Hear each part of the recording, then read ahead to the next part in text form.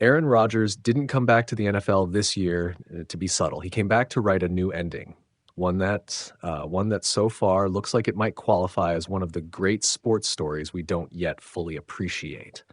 A month into the season, Rodgers has the Pittsburgh Steelers sitting at 3-1.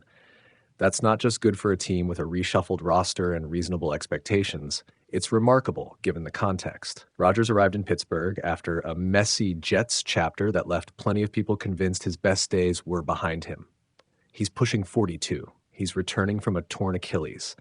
He's playing for a club that wasn't built around him, and yet he's consistently been the guy who finds the play when the game matters most. Look at the moments. 2 fourth-quarter touchdown throws in Week 1 to beat the Jets, a late go-ahead touchdown in Week 3 to beat the Vikings, an 80-yard strike to DK Metcalf that flipped the script in another close window. Those plays aren't coincidence. Rodgers, even in a modified role, is still making the defining throws at the defining time. The surface numbers are respectable too.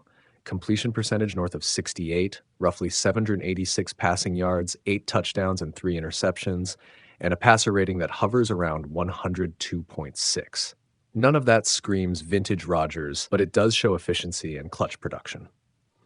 More important than the raw totals is how he's deploying his game.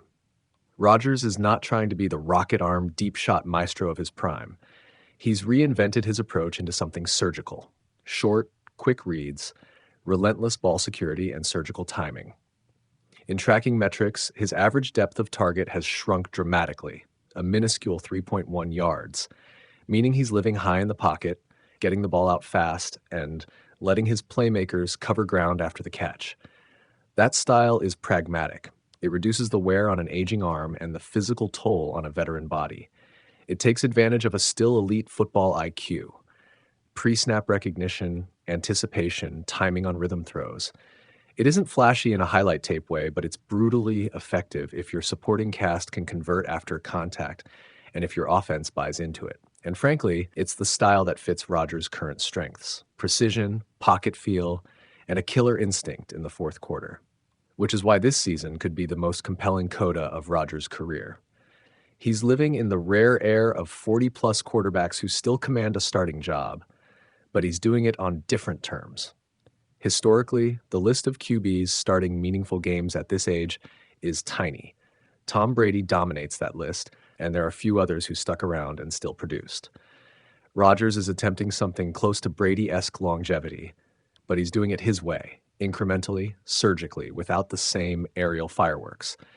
If Pittsburgh sustains this hot start, and if Rodgers helps shepherd them into playoff contention, it won't just be a late career footnote. It could be a defining late chapter, a reclaiming, a comeback, a storybook finish.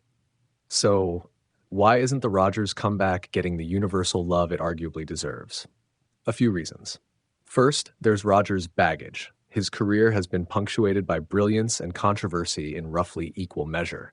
The retirement indecisions, the very public media moments, the on-again, off-again relationship with the Packers front office, all of that has left him a more complicated public figure than most quarterbacks.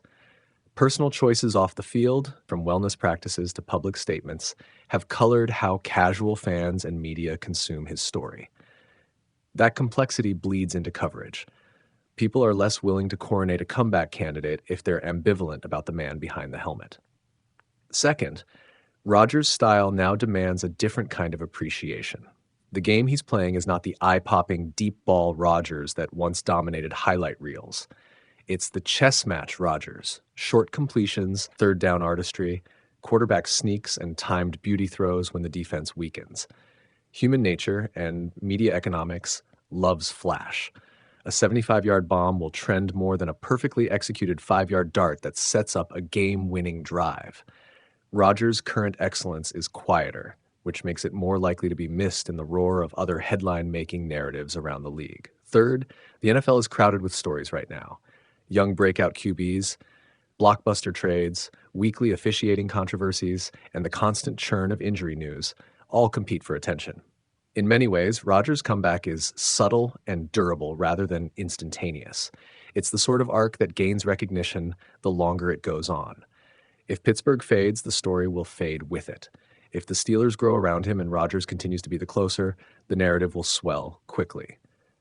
There's also a cultural wrinkle. Rodgers' public brand has evolved into something polarizing. Back in Green Bay, he was mostly beloved. He's made choices and comments in recent years that changed public perception. For many fans, that complicates rooting interest. You can't separate the art from the artist for long, and public affection matters when the media decides which stories to put center stage. None of that takes away from the facts on the field.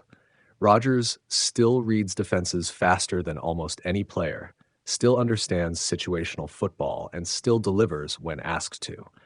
The Steelers have leaned into it.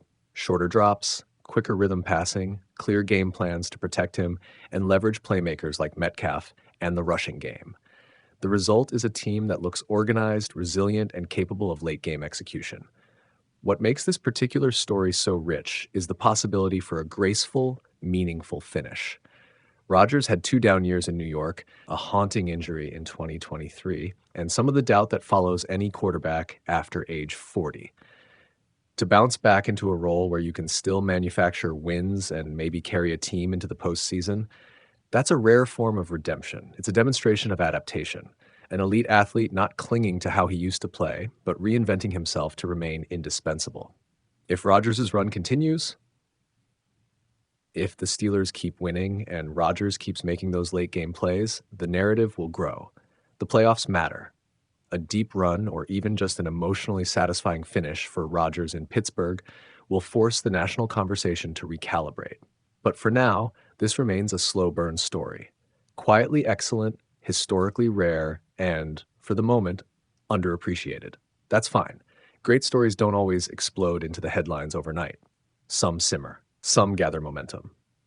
For Aaron Rodgers, this might be the long, deliberate denouement of a Hall of Fame career. Not the loudest comeback, but possibly the most enduring. If Pittsburgh keeps winning and Rodgers keeps answering when it matters, the rest of the league will stop missing it. Aaron Rodgers might be quietly writing one of the best late career chapters in sports, and almost nobody is paying attention. After a summer of headlines about retirement, comebacks, and drama, the 41-year-old quarterback has slipped into a role with the Pittsburgh Steelers that is already producing wins.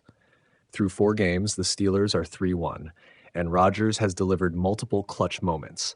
Fourth quarter go-ahead touchdowns, an 80-yard bomb to DK Metcalf, and game-winning drives that feel ripped from his prime. The surface numbers look tidy.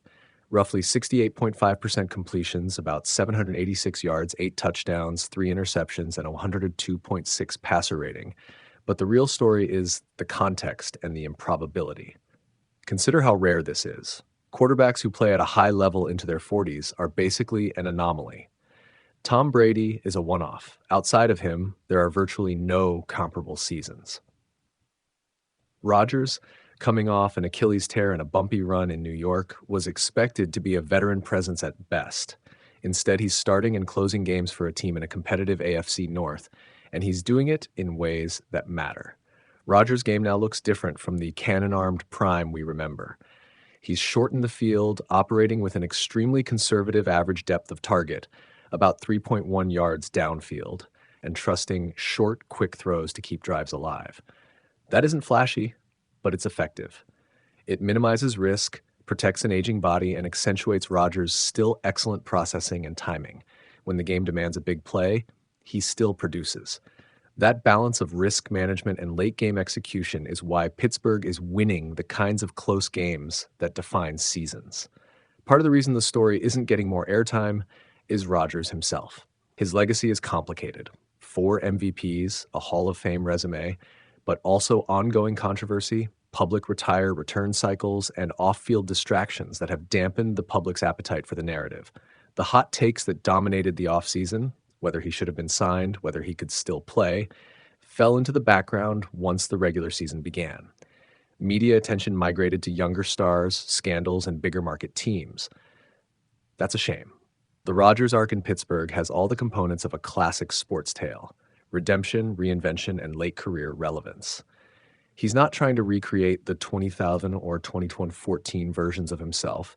He's rewriting the role so someone his age can still start and matter. If the Steelers keep winning and Rodgers continues to lead in clutch moments, this quietly improbable season will deserve a louder, more thoughtful spotlight. For now, Rodgers is doing the work, and the outcome will speak for itself. Whether the wider sports world chooses to listen is a different story, but that doesn't make his run any less remarkable.